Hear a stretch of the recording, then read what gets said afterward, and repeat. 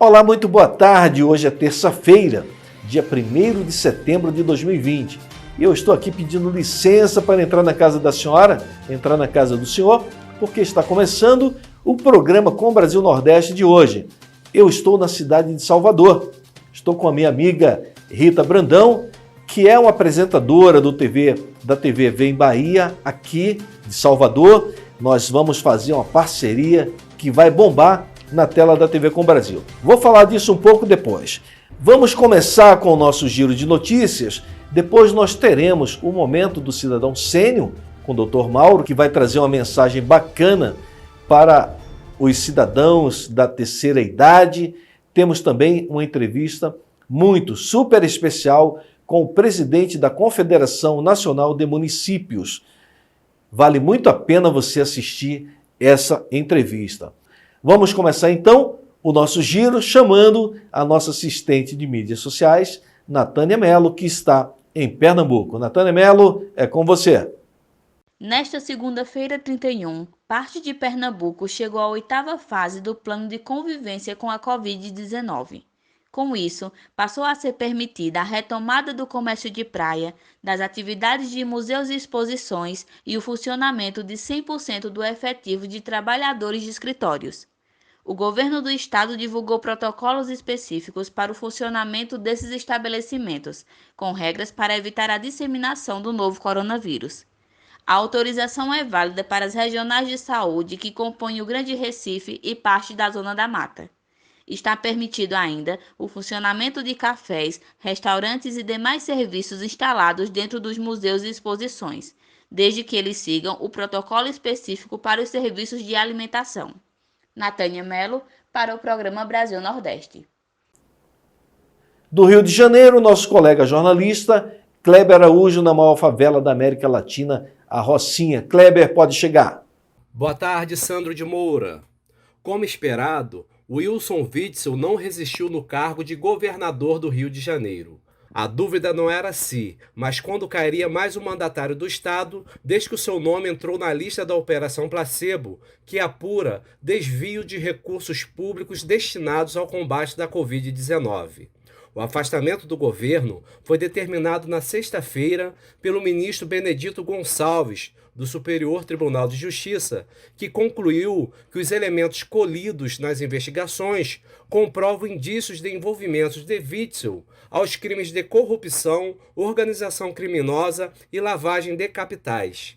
Junto a essa decisão, o ministro também determinou a prisão preventiva de outros 6 investigados. Porém, recusou o pedido encaminhado pelo Ministério Público Federal de prisão para o governador, por entender que seria suficiente o seu afastamento do cargo para interromper as supostas atividades de corrupção e lavagem de dinheiro.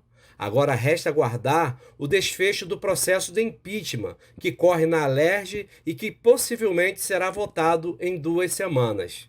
A dúvida que fica é se o governador em exercício Cláudio Castro não cairá junto, já que também é alvo de investigações e foi citado nas delações do ex-secretário de Saúde do governo Witzel. Kleber Araújo, para o programa Brasil Nordeste. Obrigado aos nossos colegas com o Giro de Notícias Brasil Nordeste. Quero dar um abraço muito especial aos aniversariantes de hoje. A cidade de Jardim do Seridó, no Rio Grande do Norte, também Igaporã, no estado da Bahia, onde nós estamos, e a cidade de Itiruçu,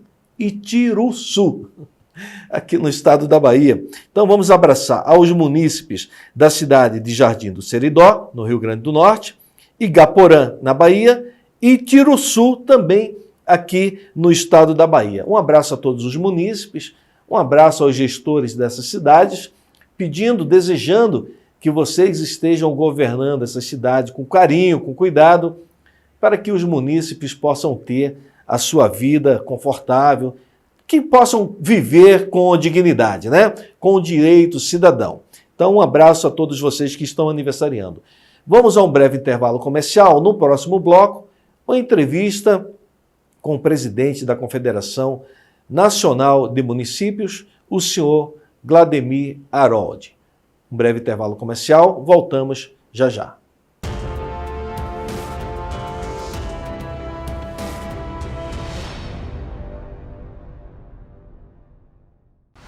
De segunda a sexta, das 12 às 12h30, Brasil Nordeste na TV Com Brasil. Canal 28, na Sky e Oi TV. TVs Claro e NET, no Canal 3 e na TV Vivo e GVT TV, Canal 239.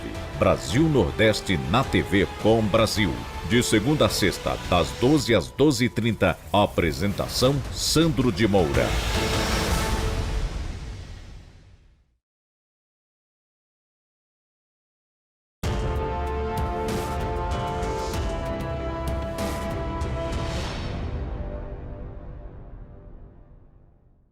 Agradecendo o carinho da sua audiência, pedindo que, se você puder, mande um WhatsApp dizendo de qual parte do país que você está assistindo o programa Com Brasil Nordeste. Nós queremos abraçar você e abraçar também a sua cidade. Olha, tem uma máxima que diz que o cidadão vive na cidade, no município, e não no estado, não é mesmo? Então, nós vamos entrevistar o presidente da Confederação Nacional de Municípios. Congrega as 5.570 prefeituras na sua instituição, que é o senhor Glademir Harold. Ele vai falar sobre esse momento que o país está passando, em especial as prefeituras, e vai dividir as suas expectativas com todo o nosso telespectador. Coloca a entrevista para gerar. O nosso bate-papo de hoje é com o presidente da Confederação Nacional de Municípios, o senhor Glademir Harold.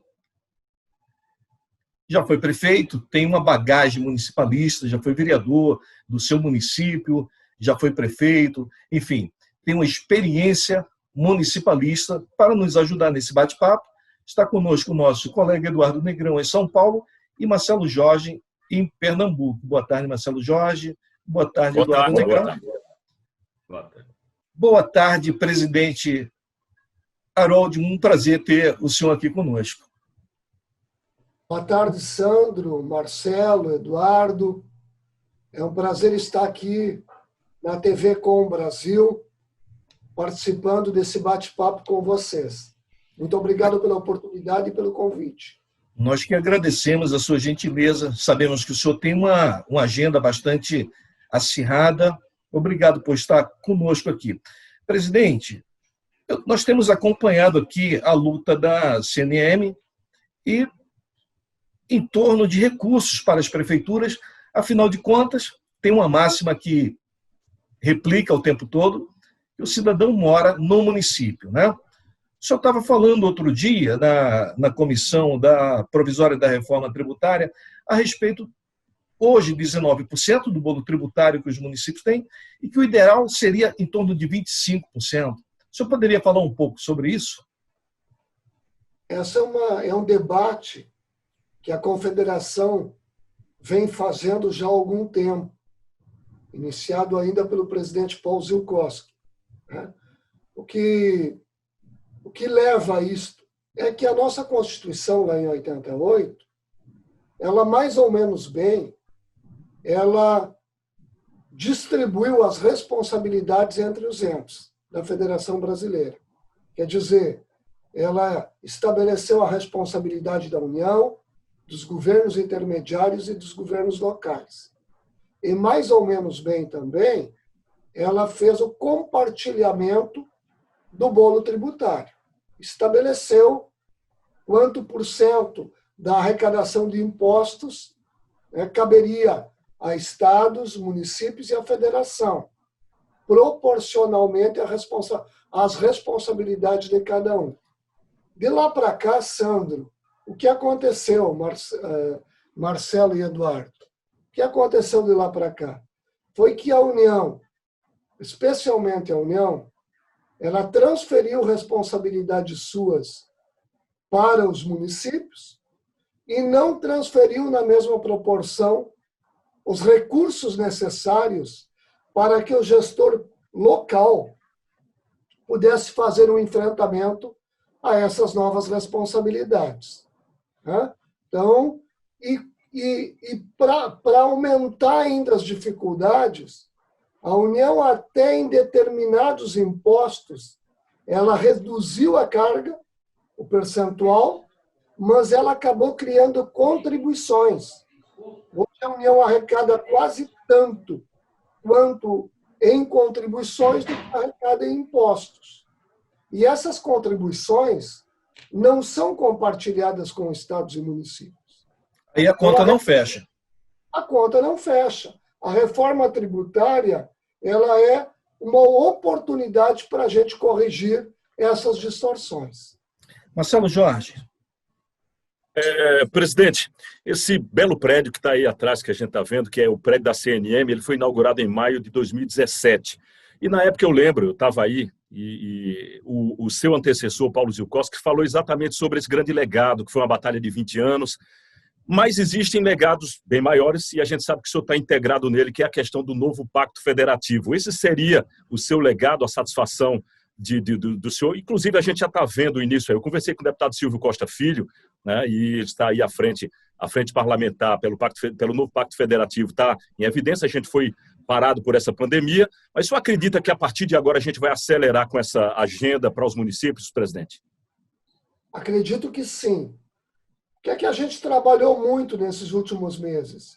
Uma pauta que a gente chamou de pautas urgentes, emergenciais, que foi a busca do recurso para recompor as perdas de arrecadação dos municípios, para que os prefeitos pudessem, e as prefeitas, minimamente fazer o enfrentamento à Covid-19. Agora nós precisamos nos voltar novamente para a pauta estruturante. É isso que você fala, Marcelo. É a questão do Pacto Federativo. No Pacto Federativo, estabelecendo as responsabilidades de cada um dos entes federados, deixar isso muito claro lá, e o deputado Silvio Costa tem trabalhado muito bem isso, né? Na reforma tributária, criarmos o ambiente para que o Brasil possa retomar as atividades econômicas, para que o investidor interno possa investir mais no Brasil, o investidor externo, para que ele venha investir definitivamente nesse país emergente. O mundo está de olho no Brasil. O que é que vai acontecer com isso? Nós vamos gerar emprego e renda, o que é muito importante nesse momento. Gerando emprego e renda, o cidadão brasileiro vai ficar menos dependente dos serviços públicos. Nós vamos aumentar o nosso produto interno bruto. Aumentando o produto interno bruto, nós vamos aumentar a arrecadação da União, dos estados e dos municípios, possibilitando um maior investimento de infraestrutura no nosso Brasil. Então, sim, a reforma, o Pacto Federativo, a reforma tributária e a reforma administrativa também é muito importante nesse contexto. E nós não podemos perder essa grande oportunidade de criarmos clima para que o Brasil volte a crescer, desenvolver economicamente, sem o aumento da carga tributária. Isso é muito importante. Eduardo Negrão. Boa tarde, presidente Haroldo. Farei uma pergunta um pouco mais pontual. Nós somos atropelados pela crise do corona, do Covid-19.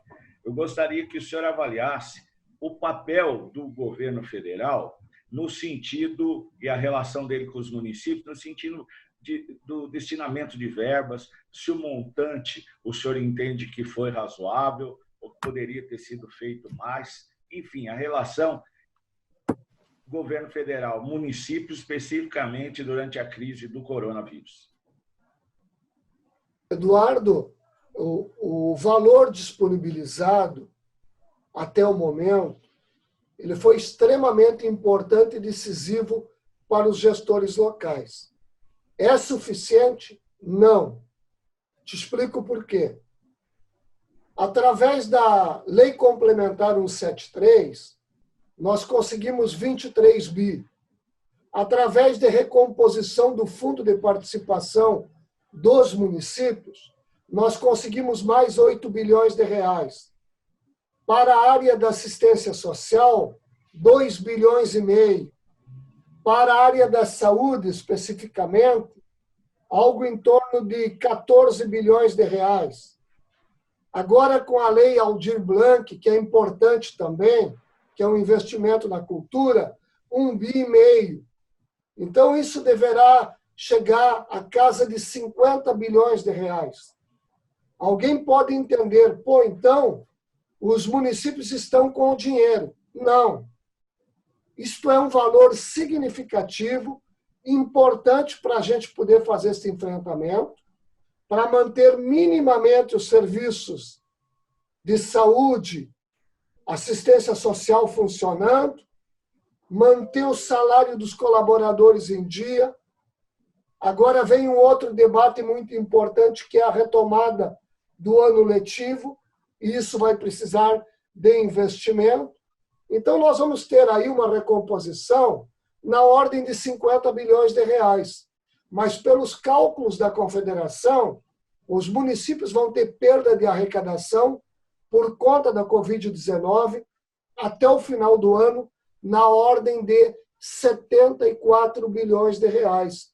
Então, os prefeitos vão continuar tendo enormes dificuldades até o final deste ano. Agora, evidentemente que o governo, nessa liberação de recursos, atendeu boa parte, se não toda, a solicitação do movimento municipalista brasileiro.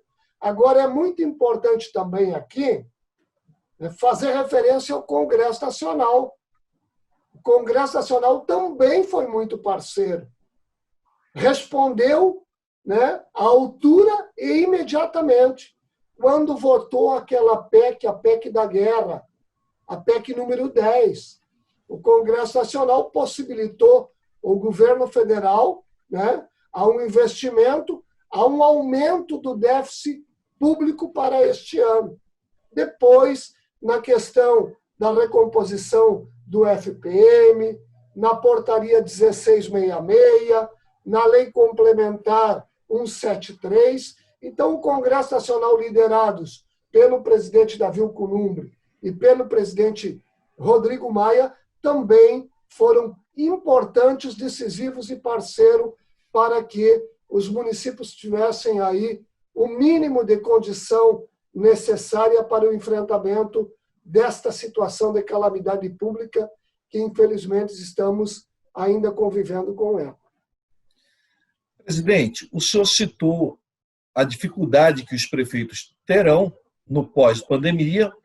A gente sabe que no setor privado as dificuldades foram iguais ou até maiores, porque se as prefeituras receberam alguma recomposição de arrecadação no setor privado, isso praticamente não existiu. Alguma consideração ali na hora de pagar o imposto ou de não demitir um funcionário, mas, no geral, muita gente quebrou na espinha.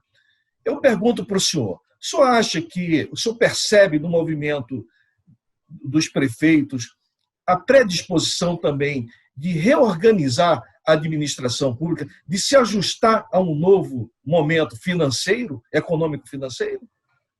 Claro que sim. A reforma administrativa ela é muito importante nesse sentido. Mas é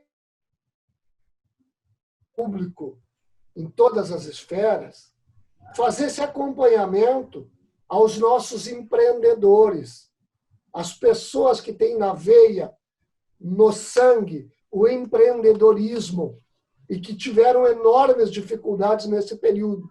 Nós precisamos, através de linha de crédito, através de uma reforma tributária adequada, sem aumento da carga, com a simplificação do sistema tributário nacional e com a segurança jurídica, criar as condições para que esses empreendedores que tiveram dificuldade nesse período possam voltar a investir, possam voltar a empreender, gerar emprego e renda.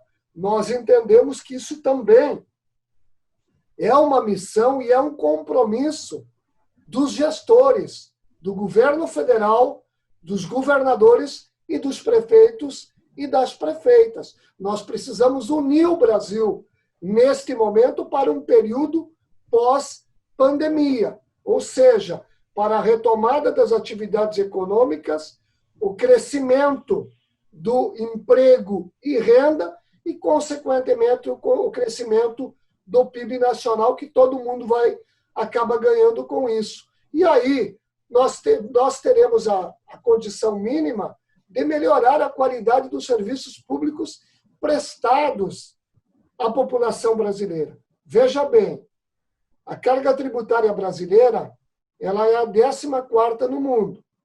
Alguém pode pensar, mas isso não é muito, então.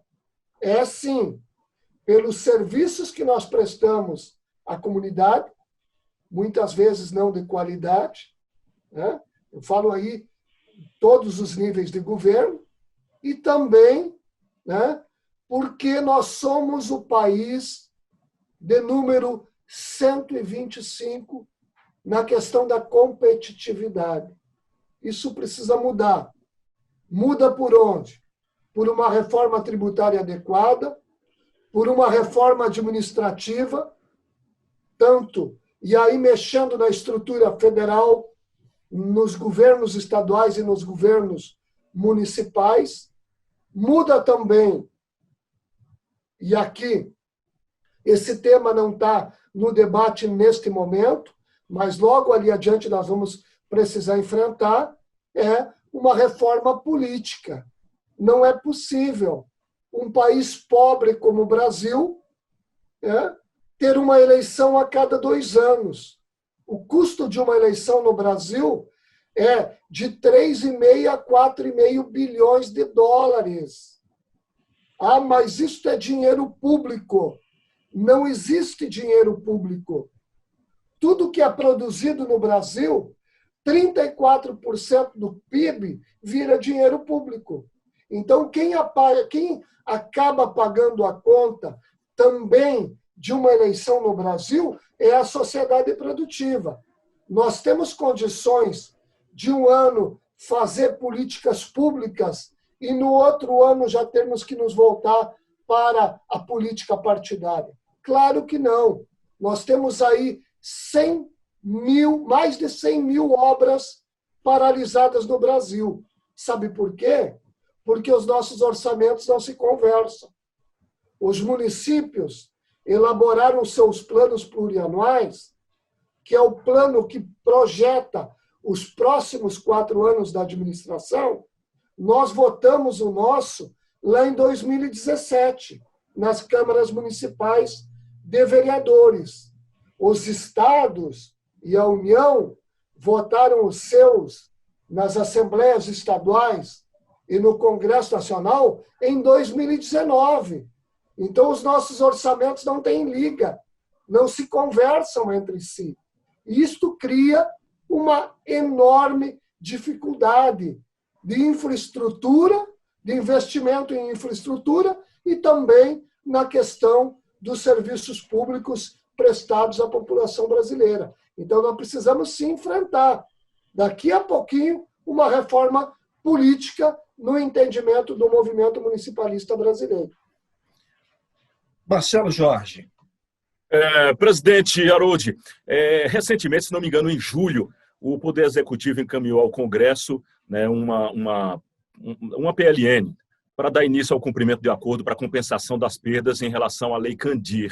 Como é que está caminhando isso? Que, inclusive, estava no seu discurso de posse, o senhor falou também que era uma luta a questão dos entes federados, né, os estados e os municípios, participarem desse parcelamento aí.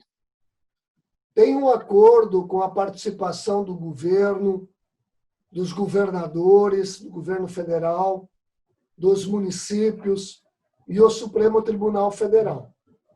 O que precisa ficar bem claro é que a Lei Candir, ela é muito importante, ela foi muito importante e continua. Nós não podemos taxar a produção primária e os produtos semi-elaborados para exportação. Por que aconteceu isso? Porque a balança comercial brasileira, lá em 96, ela estava totalmente desequilibrada. Com a lei Candir, nós acabamos equilibrando a balança comercial brasileira. Isso foi muito positivo. Então, precisa ficar muito claro que nós somos a favor da lei Candir. Agora, o governo, que teve ganho significativo com isso, o governo central, ele precisa compensar os estados e os municípios produtores. Então, isso há uma discussão no Congresso Nacional com o governo federal, o Supremo tem participado disso, para nós encontrarmos uma alternativa para esta compensação tão importante. Nosso bate-papo de hoje foi com o presidente da Confederação Nacional de Municípios, o senhor Vladimir Aroldi. Obrigado mais uma vez e até a próxima. Quero convidar você a continuar assistindo essa entrevista no nosso canal do YouTube, Brasil Nordeste Oficial. Vamos agora a uma dica muito especial, que é o Momento do Cidadão Sênior, com o Dr. Mauro, presidente da Abrax, Associação Brasileira do Cidadão Sênior. Dr. Mauro, é o senhor. Olá, bem-vindo a mais um programa Momento do Cidadão Sênior aqui no Brasil do Nordeste. Hoje nós gostaríamos de levar para você um dos temas mais relevantes, que é a violência contra a pessoa idosa. Você tem noção de quais são as violências que podem caracterizar algo contra a dignidade humana de uma pessoa idosa?